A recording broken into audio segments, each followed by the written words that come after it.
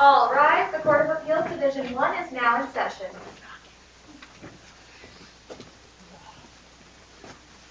Thanks. Please be seated.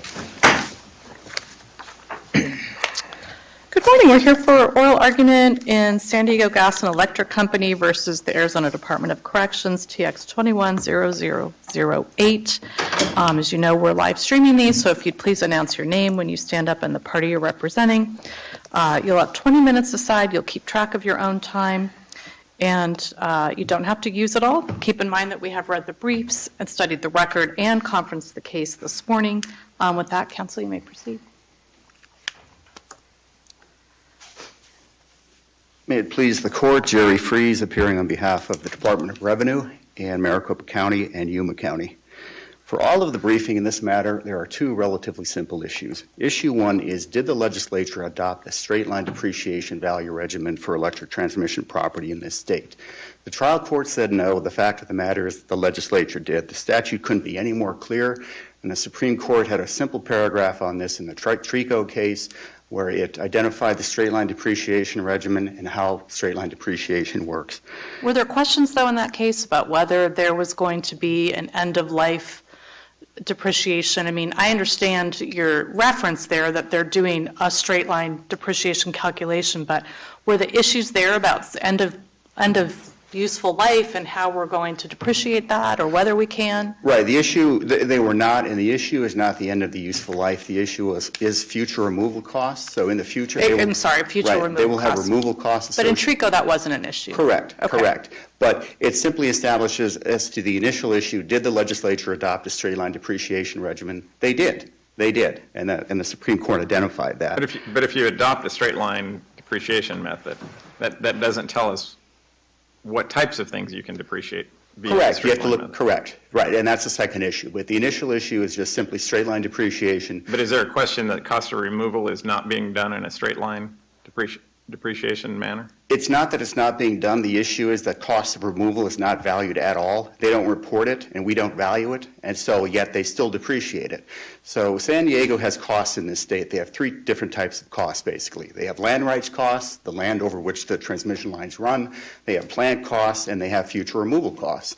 We only value plant costs, okay? And so we believe, and we've argued, and we believe the statute is quite clear, that only accumulated depreciation related to plant costs is lawful depreciation.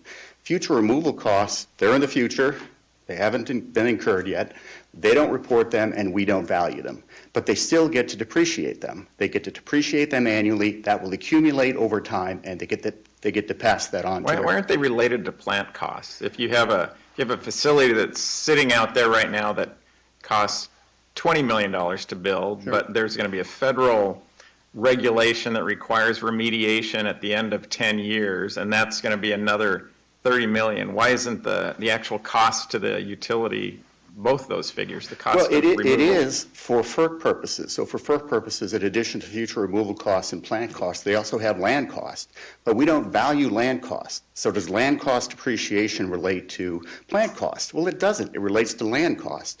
So how does future removal cost depreciation relate to plant costs? It doesn't. Straight line depreciation is a function. Wasn't there a little bit more of a connection between removing the plant and the plant as opposed to land? I mean, land over which the wires are running for hundreds and hundreds of miles versus the plant that you're valuing and then the future removal costs of that plant. Isn't that a little more connected than land costs? No, straight line depreciation is a function of two things, cost and time. Right. And so you have a cost, you have a $20 million cost. If you report that and we value it, you get the depreciation related to that.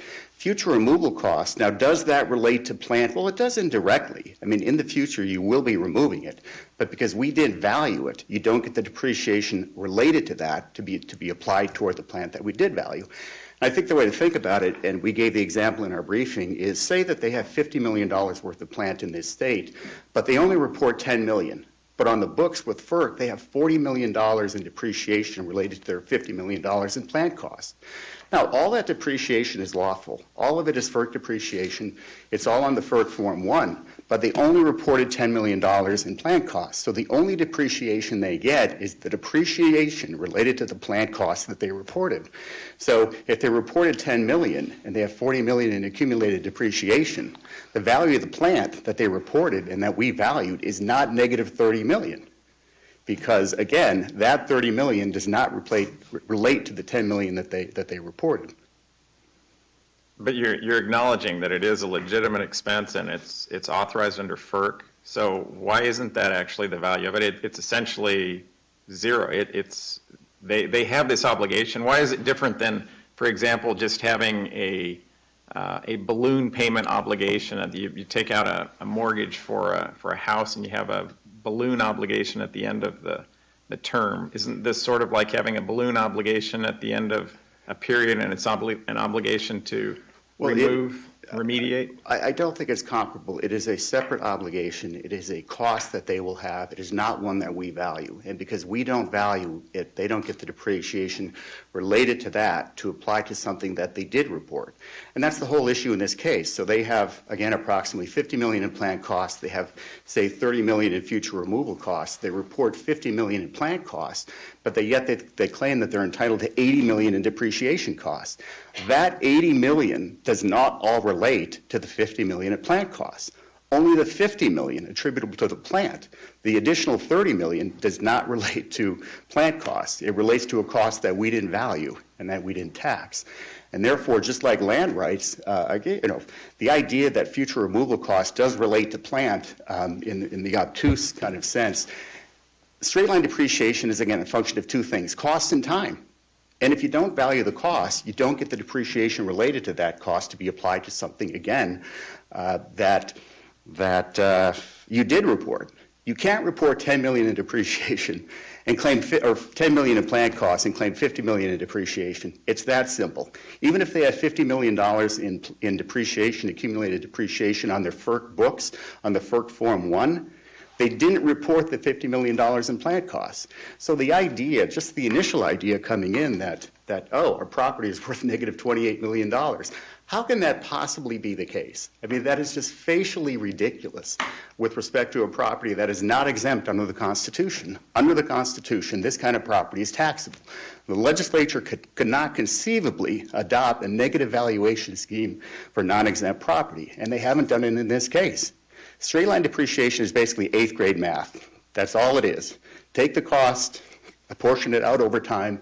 If you have a $10 million property and it has a 10-year life, there will be $1 million in annual depreciation that will accumulate over time. In year 5, there will be $5 million in accumulated depreciation. Excuse me. The value of the plant in year 5 will be $5 million, and that's it. And the fact of the matter is they have $6.8 billion in accumulated depreciation on their books. Do they get all $6.8 billion? No, they don't. There has to be some kind of a limiting principle. And the limiting principle is the only depreciation they get under the statute is the related accumulated straight line depreciation related to that cost. And so are there other things besides future removal costs and land costs that could be valued and then depreciated that generally aren't? I mean, there are a category of things where you say, look, they're only reporting this asset. They're only reporting the plant, and therefore they should only get depreciation on the plant. They're not reporting the cost of removal, so they shouldn't get, in addition to, depreciation for the cost of removal because it's not reported. Are there other things that they could report that they don't, that could be depreciated under FERC that you just don't see? Land rights. They have land rights. Their land rights are, say, $4 to $5 million in this state. I asked Mr. Acey at his deposition, you don't report land rights, correct? We don't value it, correct? Do you think it's appropriate to attribute land, and they accumulate land rights costs on the FERC Form 1, on the FERC books? Is it appropriate to attribute land rights depreciation to plant costs? And he said no. They're two different things. Land is usually different. You usually don't depreciate real estate. Well, these are land rights, not land. Okay, so, but let's say they owned the land. Correct. You don't depreciate land. You wouldn't depreciate correct. Land. You don't depreciate land. So it's a very different a different part of the equation. If you're the fact that you don't depreciate land, I think, is irrelevant. You do depreciate land rights. You have a cost for land rights. You therefore have a cost. you can expense that cost. It is expensed on a straight line basis over time. Does it relate to plant costs? It does not. It relates to land costs. Now, if we valued land costs, and we could, they have a value on their books, but the statute says we don't value land rights, okay? So we don't value them. So you don't get the depreciation. And you're saying under FERC, do they get to, if they own land, do they get to depreciate land under FERC? Land, I don't. You generally, as you noted correctly, Your Honor, you don't depreciate land, so I don't know how they account for that. But land rights, you do depreciate. If you have a 99-year easement, you have cost for that, you can depreciate that. And in fact, they do depreciate that. Do taxpayers generally report their cost of removal and then ask for depreciation? I mean, nobody does that. We don't know that they do that. No, in fact, they don't do that. In fact, San Diego didn't do that. They've never done Right, that. I know, they didn't. So you're saying that Correct. together they would have had $80 million and Correct. could depreciate both things if they'd reported both things. I mean, that's your bottom line, is Correct. you can't, it's about reporting. If you had reported that you had cost of removal of $30 million, great, we're just going to move this up to 80 over here and then depreciate all of it, that's fine. But you can't report one thing and then get depreciation for two things when you haven't reported both. The only lawful depreciation is that depreciation that relates to something that you reported that we valued, okay? So if you report $50 million in plant costs, you get up to $50 million in accumulated depreciation, and that's it. And that's how straight line depreciation works, and that's exactly what the Supreme Court said in Trico. But our provisions cross-reference FERC, though, and they do report what they've reported to FERC. So why doesn't that satisfy the what's been reported requirement? Because the initial issue is what do you look at in terms of how to think about valuing this property? You look at the statute. If the statute is clear, that's the end of it, and the statute is clear. Is it? It is. It's related to accumulated straight line depreciation. They've offered no alternative definition. And so they have a lot of accumulated depreciation. But don't we have related straight line depreciation of the cost of removal? Well, again, cost of removal, all I can say is if you don't report it, we don't value it. If they have $20 million in transmission lines and they don't report it, but they have that accumulated depreciation on their FERC books, do they get to claim that accumulated depreciation and apply it to what they did report? No, they don't. They obviously don't. So if they have $50 million in plant in this state, they only report $20 million, but they carry $50 million in accumulated depreciation on their books, on their FERC books, the only depreciation they get is that $20 million that relates to the $20 million in plant that they did report. You don't get $50 million. You got to report it. If you don't report it, and Mr. AC admitted that. He admitted that with respect to land. To me, it's intuitive, but that's how depreciation works. It's 8th grade math, and you never go to a negative number. Mr. AC admitted that. You don't get to spend $1 million and depreciate $2 million. There's no authority for that. And so, again, I think the limiting principle that we're looking for is the only accumulated depreciation that's lawful is that relates to something that you reported and that we valued. That's the limiting principle. And if not, maybe they get all $6.8 billion, because that's what's on the FERC books. They have $6.8 billion in accumulated depreciation on their books. Do they get all that? No, they don't get all that. There's a limiting principle. What is it? It's the statute. What is the point of telling us in the statute that we have to defer to FERC for any kind of interpretation of terms? Well, it doesn't say that. I think the SFPP case is the case directly on point on that issue. SFPP involved evaluation of pipelines, and the issue was original cost. The statute valued pipelines at their original cost. Well, cost to whom? Cost to the original builder or cost to an entity that later bought it? And the statute was unclear. And the court said, well, the statute is unclear. If it were clear, we'd be done. It's unclear. So we go to FERC, and we go to FERC, and we look, and FERC is unclear. And so then we go back to the statute, and using principles of statutory construction, from the statute, from the broader statutory scheme, we look at it. But you look to FERC for, as the statute says, terms and applications of terms shall be the same. Well, FERC doesn't define accumulated depreciation. It doesn't define related accumulated straight line depreciation. It has a very general, generic definition of depreciation. And then it has various accounts in which the phrase accumulated depreciation and cost of removal are used. But they're only used in an accounting sense. It's basically an accounting regimen. We admit our costs of removal depreciated over time. They are. They are.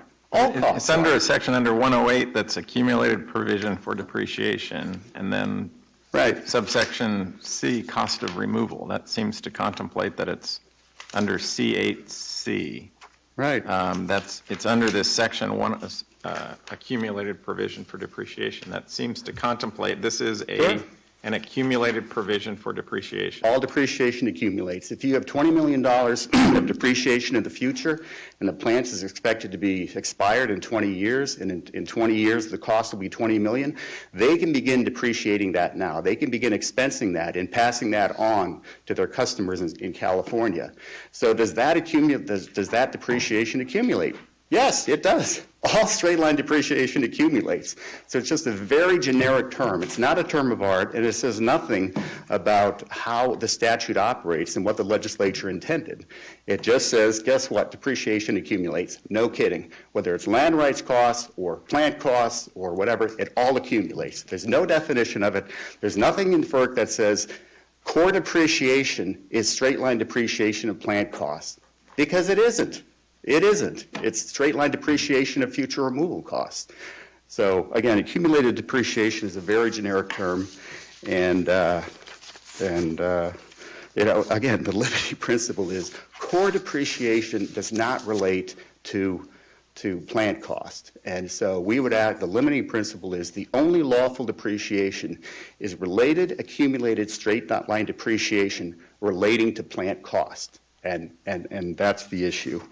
And just facially, again, to begin with, the initial claim is our plant is worth negative $28 million. That is ludicrous, just as a facial matter. That is ridiculous. That can't possibly be the law. If it were the law, it would violate the Constitution. They adopted a very simple regimen. It basically takes 8th grade math to figure out how to apply straight-line depreciation. Cost, number of years, gives you the annual depreciation, and that depreciation will accumulate over time. And that's it. And so...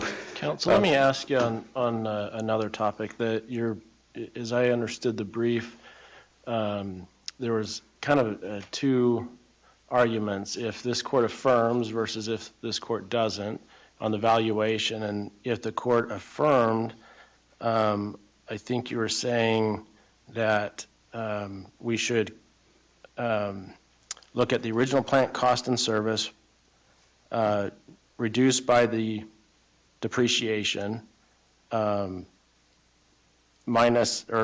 plus the construction work in progress. But if we come out the other way, we use a different calculation to come up with valuation for tax purposes. I wasn't quite clear the legal authority you were relying on. Well, the issue is whether or not core depreciation is lawful, and they have $21 million in core depreciation. So if it's not lawful, you do the simple math, and the value for the plant will be 18-point-something million. The valuation for construction work in progress is even simpler than the 8th grade math. It's basically 5th grade math. Take the reported construction work in progress number of 7.2 million and divide by 2, and that's it. It can't be any more clear. Divide by 2 or multiply by 0.5. Either way, the correct number is 3.6 million, and that should be the number in the judgment. So what we're saying is basically if you affirm, at minimum, you need to find the CWIP value to be 3.6 million. That's what the statute says. If you reverse, take out the core depreciation number. The value for plant will be 18 point whatever million. The value for CWIP will be 3.6 million, and the total full cash value will be 21.1 billion. Excuse me. And obviously, we think that should be the correct number. So the whole issue is, do you include core or not? They have plant costs of $49 million, and they reported depreciation of $51.5 million. And that depreciation is comprised of two things, core depreciation and life depreciation. And if you take out core depreciation, which we think you should, then you simply take the plant costs of $49 million, subtract life depreciation, which is actually straight-line depreciation of plant costs, which is what the statute says, and then you end up again with the full cash value of the plant of around $18 million. And so I'd like to save my final minute and a half, if I may.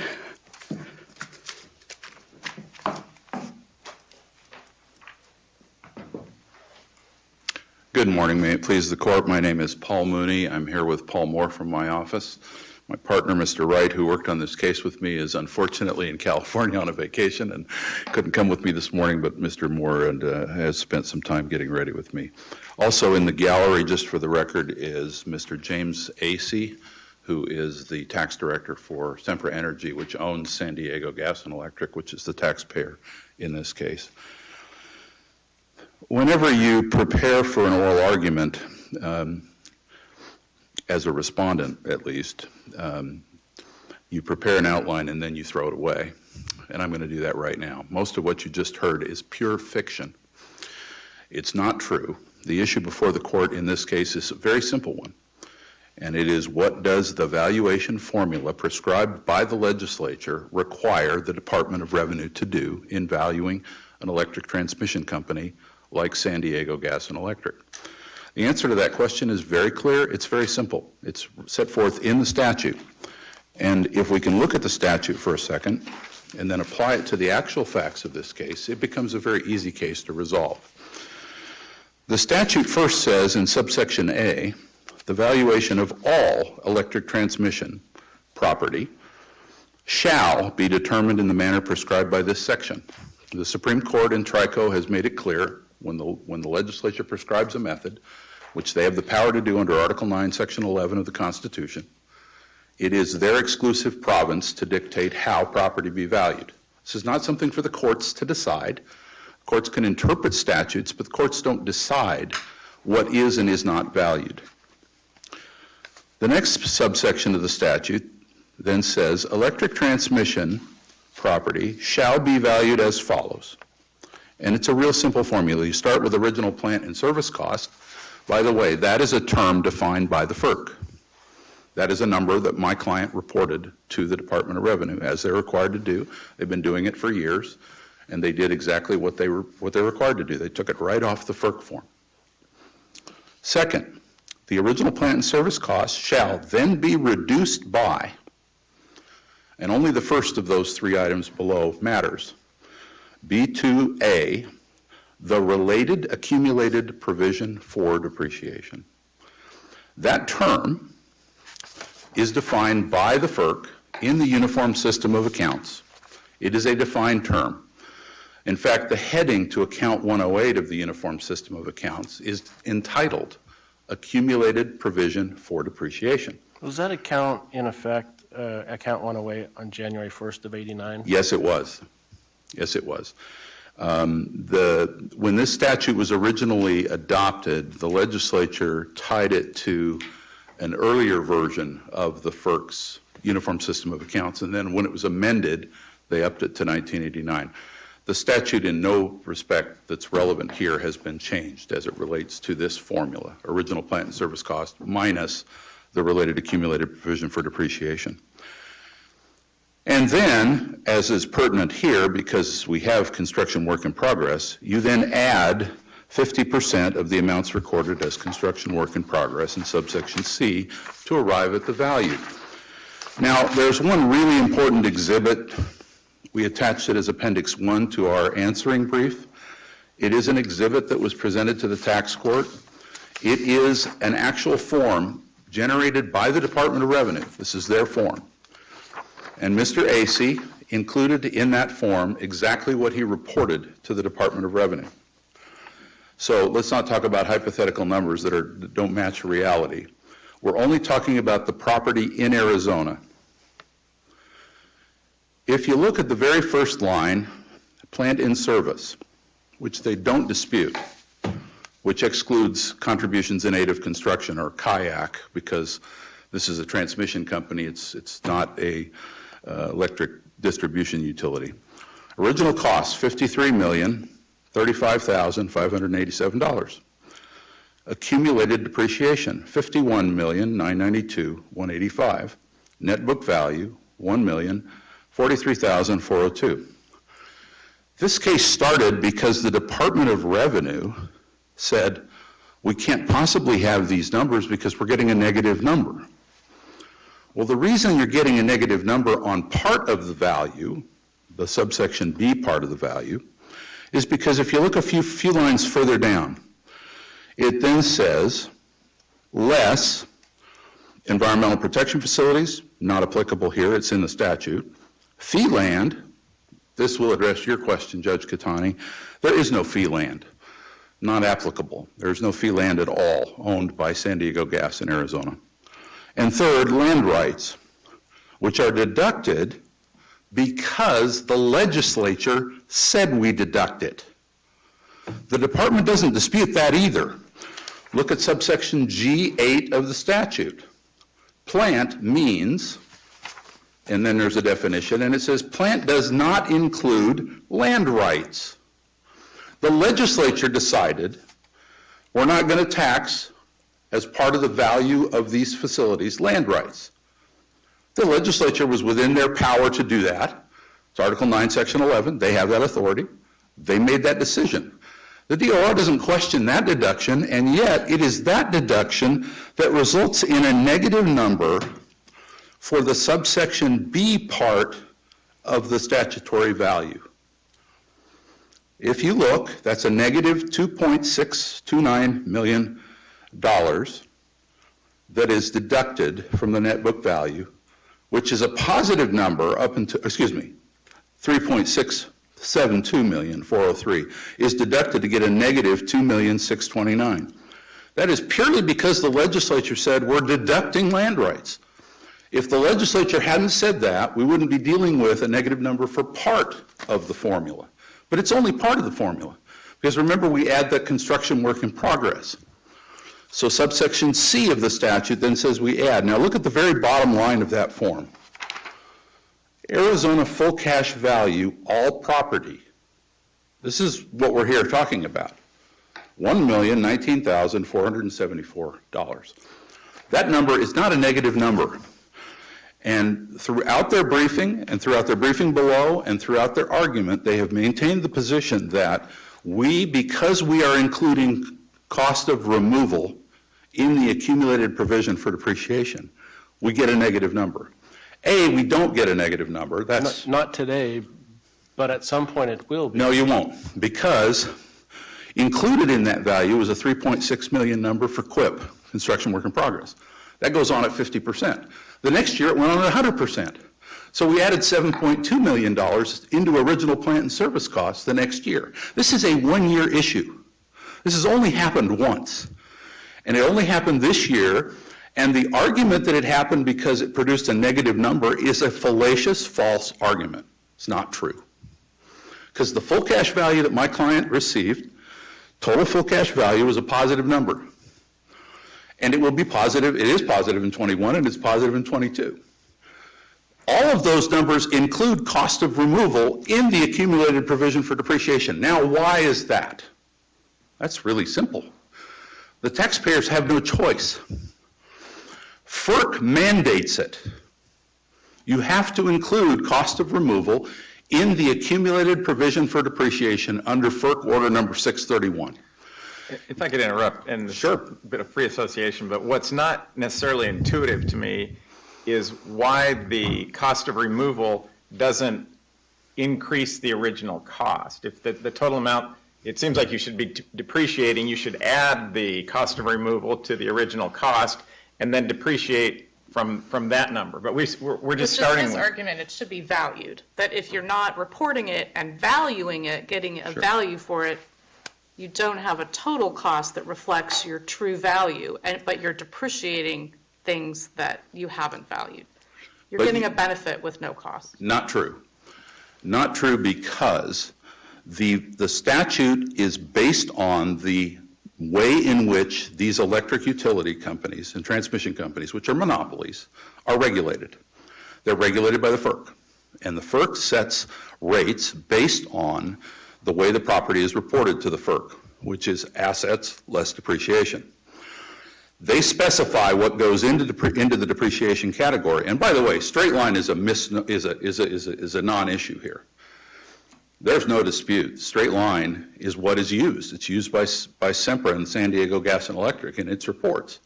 There's never been a dispute about that. Straight line depreciation, however, does not answer the question you asked earlier, Judge Catani. What's included in that accumulated provision for depreciation? That's specified by FERC. How it's depreciated is not specified by FERC, but it is specified by this statute. But my question is, I'm not being very clear though, if you're starting, the cost of building the facility is $50 million. Right. And the cost of removal is $25 million. If we're allowing the depreciation of the $25 million, but we're not subtracting from $75 million, it seems counterintuitive to say this is straight line depreciation of something. There's two answers to that question. The first is, you need to understand how regulation works, and I think you do. Regulation basically incentivizes a regulated company to put as much property into plant as they can, because obviously it increases their rate base. Conversely, the amount of depreciation that's written off reduces rate base.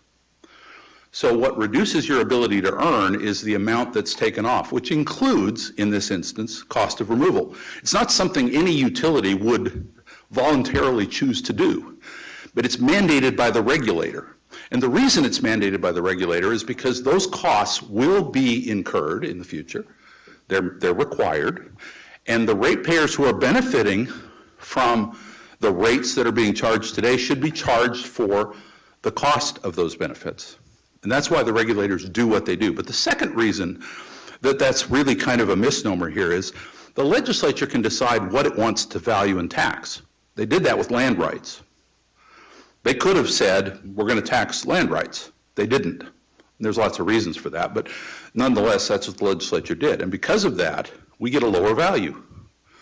Well, similarly, the legislature prescribed in subsection F of the statute very clear terms, all terms, and application of terms, not just the terms, how they're applied, shall be interpreted according to the Federal Energy Regulatory Commission Uniform System of Accounts for electric and gas distribution utilities.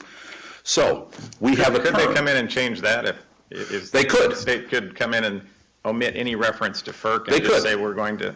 They absolutely could. And that's their remedy, by the way. If the Department of Revenue disagrees with this, and by the way, they've never disagreed with this in the past. This is the first time and only time, to my knowledge, this issue's come up. And I've been dealing with this statute for almost 40 years, representing these kinds of taxpayers. And I've never seen this issue come up. Neither has the department. We've never litigated a case like this because there was never an issue. Has this come up in any other states? Sorry to pre-associate, but are there similar provisions in other states? There are, because regulated utilities are under a regulatory model that dictates very precisely what you do and what you don't report. And what we reported here as depreciation under the accumulated provision for depreciation was the number that FERC requires us. Right, but do other states have a similar provision that references FERC and I know incorporates the of a definitions? couple that do. California does, Utah does. There are a few others that regulate, or with these monopoly type properties are regulated in a similar manner, and they do defer to the FERC. The legislature here made a conscious decision to do that. Again, they didn't have to. They didn't have to exclude land rights. They didn't have to put a term in that says we're going to defer to what the FERC says is in the accumulated provision for depreciation. FERC is very clear on that. There's no dispute that cost of removal is in there. There's no dispute what the number is. There is no dispute that the number resulting from that calculation, in this case, is still a positive number. And will always, in all likelihood, be positive. I mean, it's conceivable you could theoretically at some point, far out into the distant future, if the utility stopped investing in plant, you could theoretically get to a point where, you could end up at zero. As a practical matter, the government's never going to pay you money for property taxes. The worst they can do is they can reduce the value to a nominal number. They might probably, if that situation ever arose, I could see the legislature adopting salvage value or something like that to reduce the value to a number that would work still. The point here is it's the legislature's call. And we're construing their statute. And their statute, this court has already construed that statute multiple times in the Salt River Project case. That very provision, subsection F, this court said, this is a broad directive. It extends to both defining and applying statutory phrases. The statute does not state that FERC USOA is to be used only to resolve statutory ambiguities. Rather, the use of the word shall in the electric utility valuation statute indicates that the legislature intended the statutory method evaluation to be mandatory. Thus, the statute requires all of its terms and applications be interpreted in accordance with FERC's accounting rules. You do that, you apply that law to this case, there's no question what the answer is. The answer is exactly what the tax court found and what the tax court ruled. And what this court should do is affirm that ruling because it's correct. It follows the statute that the legislature wrote. Again, if the department doesn't like that, their remedy is to go to the legislature and say, we need to change this because we have this anomalous situation coming up where we could theoretically someday end up with a negative value. Let's let the legislature tackle that issue the way the legislature tackled it when they adopted this formula. This formula, by the way, was adopted, ironically, to deal with a situation nobody had ever anticipated, the Palo Verde nuclear plant. It was under construction, and the utilities couldn't put any of all the money they were spending to build it into their rate base, because the rules on rate base say you don't put it into rate base till you're using it. But they were spending billions of dollars every year, and the legislature said, you know, it has some value, let's decide what it is. So construction work in progress came in at 50%. They adopted this formula to deal with a problem. They can fix this formula or tweak it to solve a problem if it's a problem, and I don't believe it is a problem. Honestly, I don't think the situation that happened in 2020 will ever repeat itself again. But the point is, the department has no answer to the fact that the FERC, by the way, confronted this very argument and rejected it. They said, look, we recognize there are people in the accounting community who think we should not just move asset retirement obligations out of account 108, but we should also move COR out of account 108. And the FERC said, no, we're not inclined to do that. So they rewrote the regulation to remove asset retirement obligations, which are defined by accountants differently than cost of removal. Don't ask me, I thought I didn't study accounting. That doesn't make any sense to me, but there is a distinction. One has a legal liability associated with it, the other has, I guess, a moral obligation associated with it. But the reality is that the FERC knows what it's doing, and the FERC told the taxpayers what they had to do, and the taxpayers did it. Now let me talk about real quickly about the word related for a second. The department has argued throughout this case that the word related must mean there's a relationship between original plant and service cost and the accumulated provision for depreciation. Okay, let's assume for the sake of argument that they're correct about that. By the way, I don't necessarily believe that's true, but let's assume it's true. Isn't that exactly what the legislature did? We start with a FERC-defined term, original plant and service cost. We reduce that FERC-defined term by the FERC-defined accumulated provision for depreciation. The relationship is between those two accounts, account 101 and account 108. There are other accounts we could get into too, but those are the main accounts that we're talking about here. But we didn't increase the amount that we start the depreciation. They could, except that one of the things that everybody forgets about depreciation is this. It's not a cash charge. It's a reserve. It's not amount. I don't write a check every year for depreciation. It's a charge that's a rateable charge over the life of an asset. And by the way, it can be calculated many different ways. I think the reason subsection G2 is in the statute is because FERC does not dictate how taxpayers depreciate property. They allow some sort of accelerated depreciation? It could. That was the issue in TRICO, basically, that was dealt with. But if you look in the appraisal literature or the depreciation literature, I mean, I found a dozen different methods: straight line, unit of production, diminishing balance, double declining balance, sum of the year's digits, annuity, revaluation method, the write-down method, sinking fund method, the hours of service method, the discounted cash flow method, MAKERS, which is the method used for income tax purposes, which is modified accelerated cost recovery system, is what MAKERS stands for. insurance depreciation.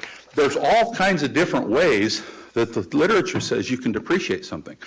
All right, we're on your last point. I am out of time. All right, let me make my last point then. In conclusion, I believe the court should do what the tax court did, which is read the statute as saying what it says and applying it the way it was written and the way it has always been applied, because that's exactly what should have happened in this case, but didn't. Thank you. Thank you. I think the only way the court can rule for the taxpayer in this case, you just have to come out and make a plain, simple statement. You have to find that core depreciation represents straight line depreciation of plant cost. It doesn't. You have to make that statement for it to be lawful.